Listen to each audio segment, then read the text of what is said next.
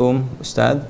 Waalaikumsalam warahmatullahi wabarakatuh. Semoga Allah berikan kemuliaan kepada Anda, keluarga Anda, dan perbaikan dalam kehidupan.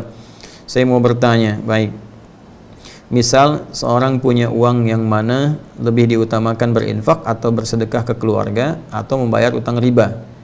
Terima kasih untuk jawabannya Ustadz Adidayat Official. Semoga Allah muliakan kepada Anda sekali lagi dan berikan bimbingan kepada kita untuk mencari solusi yang terbaik.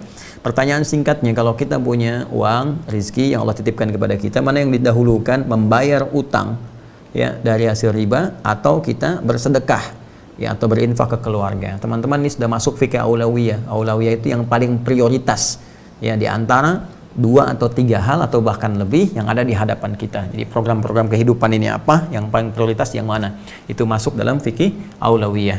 Dalam hal ini kita akan lihat bahwa membayar utang itu hukumnya wajib. Ingat ya, membayar utang hukumnya wajib. Ingat, jangan enak minjamnya saja, begitu sudah mau bayar nggak ingat gitu kan. Ini persoalan.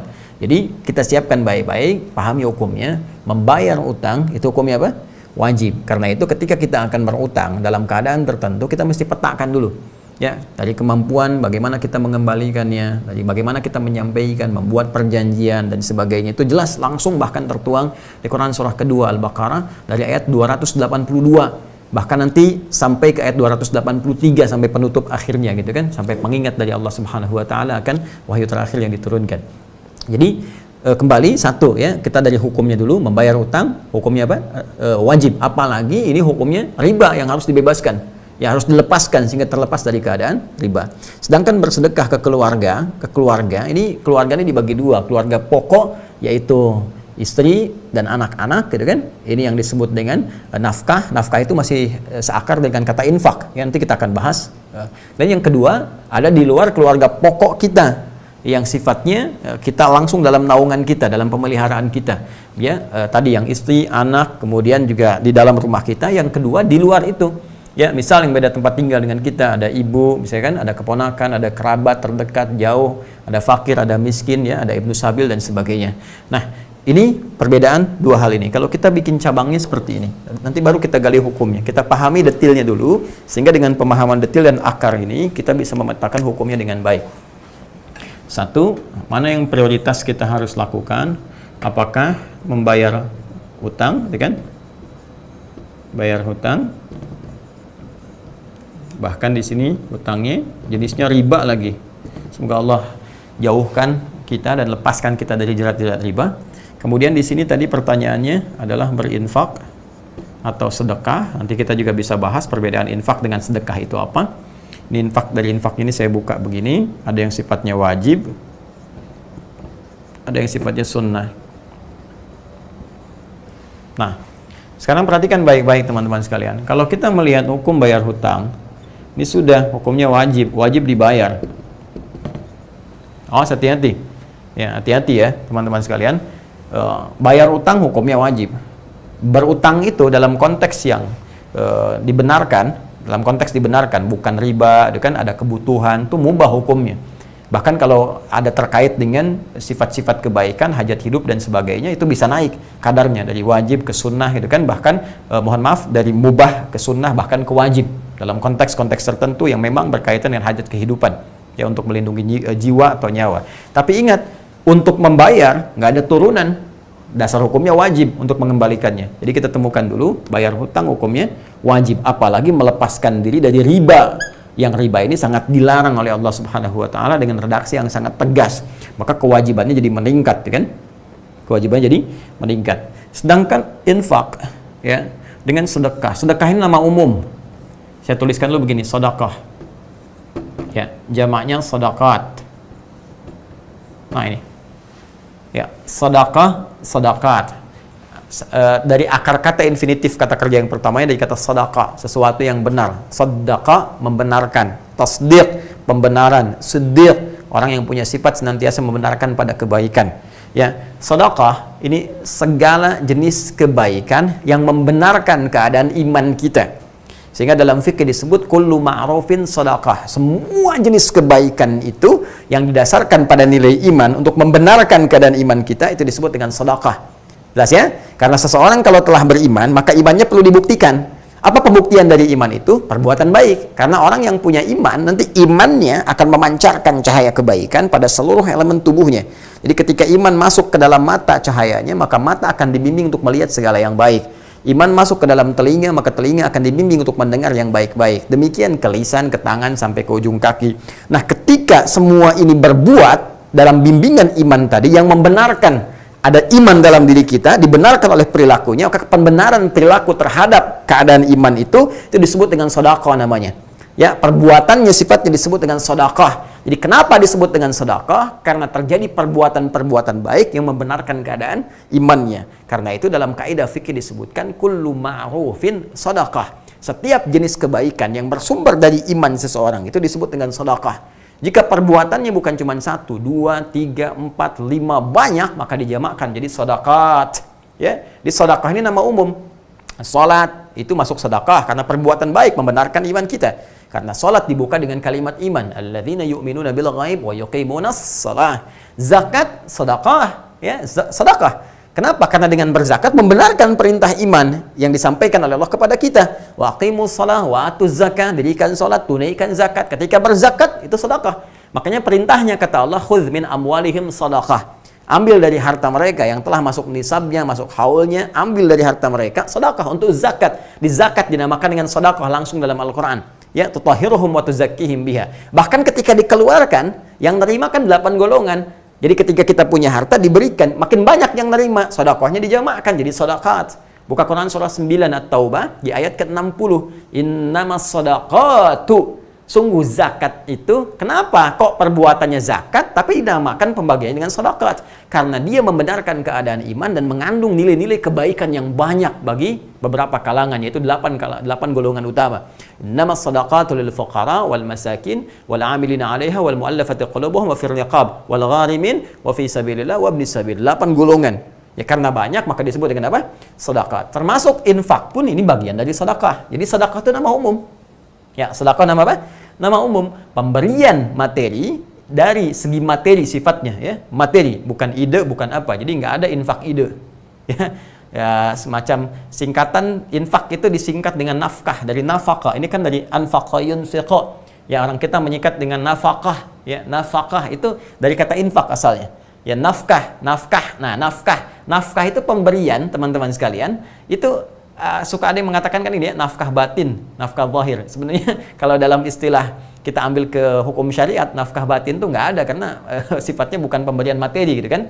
Jadi ada nafkah zahir, nafkah hal-hal materi yang diberikan. Nah, dalam konteks infak ini dia dibagi dua karena pertanyaan Anda tadi jenis sedekahnya infak. Pertama adalah infak wajib yang diberikan kepada anggota keluarga pokok yang dalam naungan, ya. Baik naungan tanggung jawab dia dalam keseharian, untuk makannya, untuk kehidupannya, sandangnya, pangannya, papannya, dan sebagainya.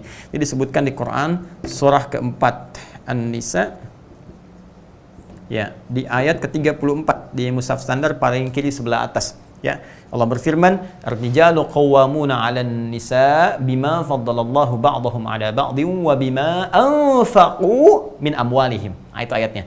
Ya, para lelaki, para suami diberikan oleh Allah Subhanahu wa taala kelebihan terhadap istrinya dalam bagian tertentu. Nanti istri pun diberikan oleh Allah pada bagian yang lain untuk saling melengkapi. Nah, ada beberapa bagian yang memang perangkatnya didesain untuk laki-laki saja. Jadi jangan diambil oleh perempuan, ini bisa tertukar berbahaya nantinya. Pun demikian ada nanti kelebihan diberikan pada perempuan yang laki-laki nggak bisa memegang itu. Ya, apa di antara perangkat yang diberikan kepada laki-laki? Kata Allah, jiwa kepemimpinan untuk memimpin dalam kehidupan rumah tangga. Maka nanti ada kewibawaannya, mungkin sifat tegasnya dan sebagainya dimiliki laki-laki. Jadi jangan diambil peran itu. Jadi jangan sampai ada istilah misalnya istri pemberani dan para suami takut istri misalnya. Itu tidak dibenarkan dalam keadaan demikian. Sehingga jangan sampai terjadi lagi ada kisah, walaupun mungkin kisah ini hanya canda-canda saja, tapi nampaknya tidak tepat untuk dijadikan proses dalam beraktivitas dalam berkehidupan berkeluarga.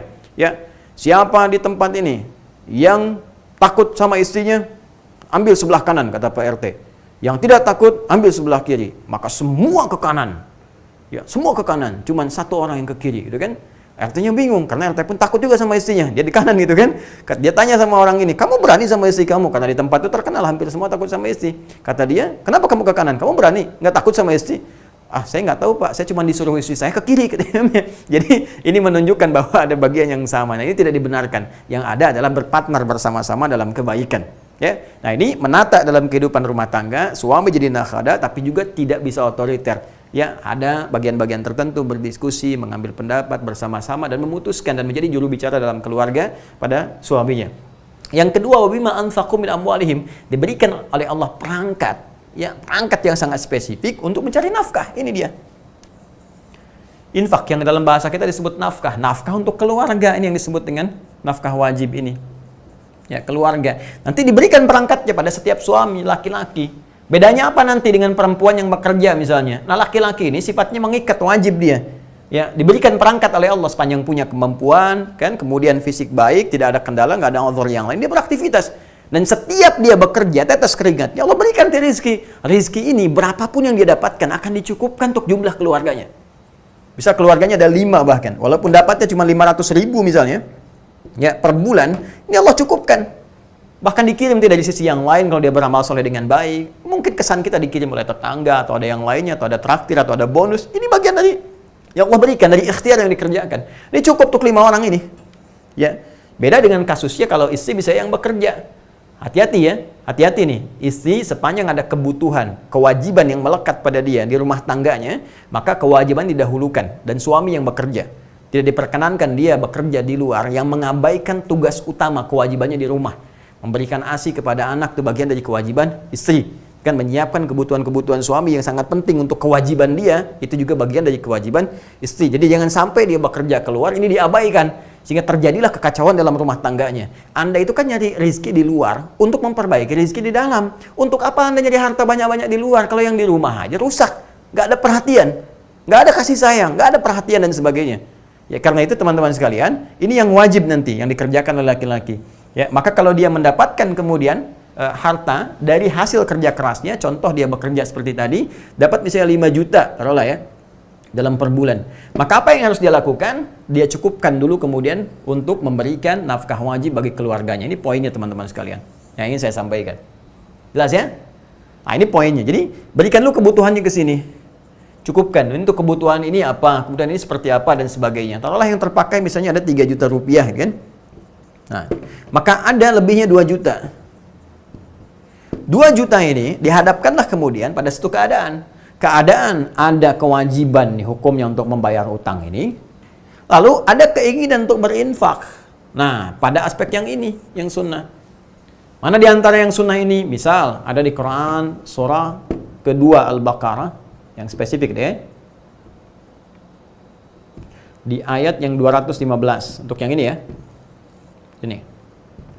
Paling kanan, sebelah bawah, ya kan? Yas'alunaka madza yunfiqun. Mereka banyak bertanya kepadamu Muhammad sallallahu alaihi wasallam tentang apa dan siapa dalam konteks berinfak. Apa yang harus diinfakkan kepada siapa kalau kita punya untuk infak itu dalam konteks infak yang sunnah. Qul ma anfaqtu min khair. Katakan kalau kalian mau infak, pertama yang diinfakkan itu mesti dari yang baik-baik. Ya, cara didapatkan yang mesti baik. Hati-hati, jangan sampai hasil korupsi dipakai infak. Hati-hati nih. Wah, supaya dosanya nggak banyak-banyak. Korupsi 10 juta, 5 juta, bagi deh infak ke madrasah misalnya kan, supaya ngurangin dosa, itu nggak bisa, nggak tepat. Tetap Allah baik dan hanya menerima yang baik-baik saja. Innallaha thayyibun la yaqbalu illa thayyiba. Itu kaidah dasarnya dari Nabi SAW. Allah adalah maha baik dan tidak menerima kecuali dari yang baik-baik. Hati-hati ya, termasuk nih yang potong-potong video tanpa izin misalnya dan sebagainya, bikin sesuatu supaya banyak, terus dapat penghasilan, itu nggak baik. Ya itu nggak baik, karena ada bagian-bagian tertentu yang harus dipenuhi dalam unsur kehidupan. Nah, kalau sudah dapat dengan cara yang halal, yang baik pun, maka cari yang terbaik untuk infak. Misalnya kita punya anggaran 10.000, gitu kan? Pengen beli makanan, cari makanan yang baik. Pengen beli mainan, cari mainan yang baik. Pengen beli pakaian yang terbaik dengan jumlah uang yang kita miliki itu. Sifatnya yang terbaik. Atau bahkan pengen ngasih kotak infak besok Jumatan, maka kualitas uang pun yang berikan harus baik yang dimasukin. Jangan sampai yang kata orang India itu the kill of the kumal gitu kan, yang lecek itu yang dimasukin, yang keras-keras, yang bagus itu yang disimpan di dompet. Nah, perhatikan, ada dompet akhirat, dompet dunia. Maka pilih yang terbaik untuk akhirat Anda. Nah, karena itu teman-teman sekalian, untuk kesini, ketika memberikan yang terbaik, kata Allah nih diantara yang harus Anda berikan, lil walidain, orang tua, gitu kan. Nah, ini masuk kepada infak sunnah. Ya, kemudian siapa lagi? Wal aqrabin, kerabat, ya kan? Wal yatama, anak yatim. wal masakin, orang miskin, wabnis sabil, ya kan? Dan ibnu sabil yang kehabisan bekal di perjalanan. Ini silahkan. Ini sifatnya sunnah. Tapi sangat ditekankan bagian-bagian ini orang tua, ya kan? Kita berbagi dapat berapa, sisihkan setiap bulan kita berikan dalam kebaikan. Nanti akan memberikan dampak positif kepada kita. Nah, kalau ini bertemu dengan kewajiban ini, karena ini sunnah, ini wajib, maka ini yang didahulukan sifatnya. Kecuali kalau ada hal yang mendesak di sini, orang tua sangat butuh misalnya, ya ada 1 juta kita bagi 2, kan? Berikan ke sini bagian, berikan di sini sebagian. Tapi secara hukum, kalau dia tidak ada kondisi yang seperti tadi, normal sifatnya, maka ini didahulukan untuk melepaskan diri kita dari jerat riba, jerat hutang. Setelah itu kemudian kita kembalikan pada situasi normal dengan diiringi doa kepada Allah Subhanahu wa taala. Doa yang sangat spesifik diajarkan oleh Nabi sallallahu alaihi wasallam supaya diantaranya kita terbebas dari utang piutang. Ya Allah, kami berlindung kepadamu ya Rabb dari sifat malas, kami berlindung kepadamu ya Rabb dari jebakan utang dan penguasaan orang-orang yang tidak benar, qahrul rijal.